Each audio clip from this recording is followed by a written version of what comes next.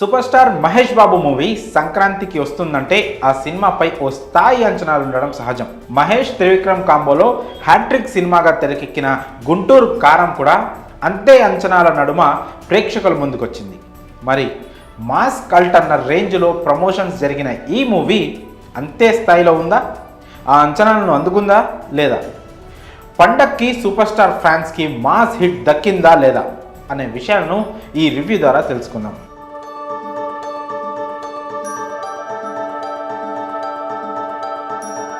కథ విషయానికి వస్తే వైరా వెంకట సూర్యనారాయణ జనదళం పార్టీ అధినేత. అతని ఏకైక కుమార్తె వసుంధర. తండ్రి రాజకీయ వారసత్వాన్ని అందుకొని మంత్రి పదవి దక్కించుకుంటుంది వసుంధర. అయితే ఆమె తన పెద్ద కొడుకు రమణని చిన్న వయసులోనే వదిలేసి మరో పెళ్లి చేసుకుంటుంది. అలాంటి వెంకట సూర్యనారాయణ కుటుంబానికి 25 ఏళ్ల తర్వాత రమణతో ఓ అవసరం ఏర్పడుతుంది. అది కూడా తమ కుటుంబ రాజకీయ భవిష్యత్తు కోసం. అమ్మ ప్రేమకి నోచుకొని రమణ ఆ కుటుంబ అవసరం తీర్చాడా లేదా? ఆ క్రమంలో తల్లి ప్రేమని తిరిగి దక్కించుకున్నాడా లేదా?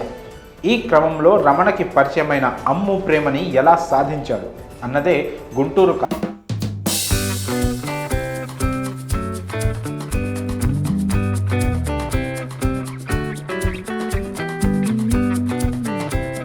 విశ్లేషణ విషయానికి వస్తే తెలుగు సినీ పరిశ్రమలోని టైర్ 1 హీరోలలో సూపర్ స్టార్ మహేష్ బాబుకి సపరేట్ ఇమేజ్ ఉంది. ఆయన మాస్ సినిమాలు చేస్తే ఇండస్ట్రీ రికార్డ్స్ వచ్చి పడ్డాయి. ఇలాంటి హీరోని ఈ మధ్యకాలంలో మాస్గా చూపించడం దర్శకులు మర్చిపోయారు. దీంతో ఫ్యాన్స్ అంతా గుంటూరు కారం మూవీపై చాలా అంచనాలు పెట్టుకున్నారు. టీజర్, ట్రైలర్, కుడిచి మడతపెట్టి సాంగ్ వంటి ప్రమోషనల్ వీడియోస్ అన్నీ గుంటూరు కారం పక్కా మాస్ మసాలా అన్న రీతిలోనే రిలీజ్ చేశారు. కానీ వాస్తవానికి సినిమాలో మాత్రం అంతటి మాస్ ఎలిమెంట్స్ లేకుండా పోయాయి. ఓ పక్కా గుంటూరు మాస్ కుర్రారి క్యారెక్టర్ని పక్కా తెలుగు సీరియల్లో పెట్టి తీస్తే ఆ అవుట్పుట్ ఎలా ఉంటుందో గుంటూరు కారం సినిమా అలా తయారైంది.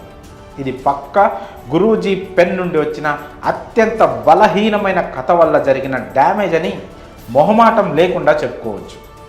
త్రివిక్రమ్ సినిమాల్లో ఎమోషన్స్కి పెద్దపీట ఉంటుంది.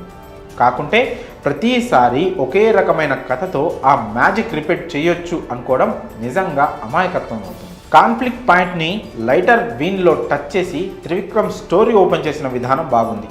అక్కడి నుంచి రమణ క్యారెక్టరైజేషన్ ఎంట్రీ కావడంతో గుంటూరు కారం టేక్ ఆఫ్ అద్భుతంగా జరిగిందన్న ఫీలింగ్ కలుగుతుంది. అయితే అక్కడి నుంచి కథ ముందుకి నడవకుండా రమణ క్యారెక్టరైజేషన్ని ఎస్టాబ్లిష్ చేసుకుంటూ పొంతనలేని అతకని సీక్వెన్స్లతో నీరసం తెప్పించే స్క్రీన్ ప్లేతో కథ నెమ్మదిగా సాగుతూ పోతుంది. ఈ గ్యాప్లో అసలు ఎమోషన్ లేని లవ్ ట్రాక్ ఆడియన్స్ కళ్ళకి కనువిందుగా కనిపించినా ఒక్క సన్నివేశంలో కూడా మనసుని హత్తుకోకపోవడం మరో మైనస్. ఫస్ట్ హాఫ్లో మిస్ అయిన ఎమోషన్స్ సెకండ్ హాఫ్లో అయినా హైలైట్ అవుతాయా అనుకుంటే ఇక్కడ కూడా ఆడియన్స్ ఓపిక పట్టక తప్పదు. ముఖ్యంగా ఒక్కో సీక్వెన్స్ 10 నుండి 20 నిమిషాల పాటు సాగుతూ ప్రతి చోట సీరియల్ చూస్తున్నామా అన్న ఫీలింగ్ కలిగేలా చేస్తుంది. ఈ క్రమంలో అక్కడక్కడ రమణ క్యారెక్టరైజేషన్ వల్ల కామెడీ వర్కౌట్ అయినా కథనం లేని ఈ సినిమాని మరో స్థాయికి తీసుకెళ్ళలేకపోయింది. ఎప్పుడైతే రమ్యకృష్ణ పాత్రకి వెయిట్ పెరుగుద్దో అక్కడి నుంచి గుంటూరు కారం సరైన ట్రాక్లోకి వచ్చినట్టు కనిపిస్తుంది. కాకుంటే అప్పటికే జరగాల్సిన నష్టం జరిగిపోవడం, ఎలాంటి నెక్స్ట్ లెవెల్ ఎక్స్పీరియన్స్ ఇవ్వని క్లైమాక్స్ కారణంగా గుంటూరు కారం పూర్తిగా చప్పబడిపోయింది. నటీనటుల పనితీరు విషయానికి వస్తే గుంటూరు కారం సినిమాని దర్శకుడు త్రివిక్రమ్ని మహేష్ బాబు 100కి 200% నమ్మేశారు. తన ఫ్యాన్స్ ఆకలి తీర్చేలా తను ఓ పక్కా మాస్ మసాలా సినిమాలో నటిస్తున్నాను అన్న నమ్మకంతో ప్రాణం పెట్టి నటించారు. ముఖ్యంగా గుంటూరు స్లాంగ్లో Mahesh dialogue delivery, energy, look, acting అన్నీ అన్మ్యాచబుల్.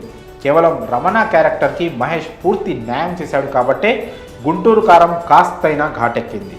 ఇక మహేష్ తర్వాత ఈ సినిమాలో చెప్పుకోవాల్సింది వెన్నెల కిషోర్ క్యారెక్టర్ గురించి. సినిమాని బతికించడానికి వీరిద్దరూ చాలా వరకు కష్టపడ్డారు.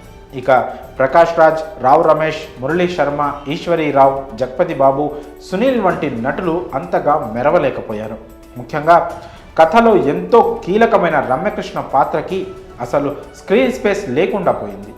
హీరోయిన్గా శ్రీలీల గ్లామర్కి, డ్యాన్స్లకి బాగా ప్లస్ అయింది. కానీ కథతో ఆమెకు ఎలాంటి సంబంధం లేదు. ఇక మరో హీరోయిన్ మీనాక్షి చౌదరికి ఆ మాత్రం స్కోప్ కూడా లేదు. సాంకేతిక వర్గం పనితీరు విషయానికి వస్తే త్రివిక్రమ్ సినిమాలకి మనోజ్ పరమహంస సినిమాటోగ్రఫీ చాలా ప్లస్ అవుతూ ఉంటుంది. కానీ ఈసారి ఎందుకో ఆ మ్యాజిక్ మిస్ అయింది.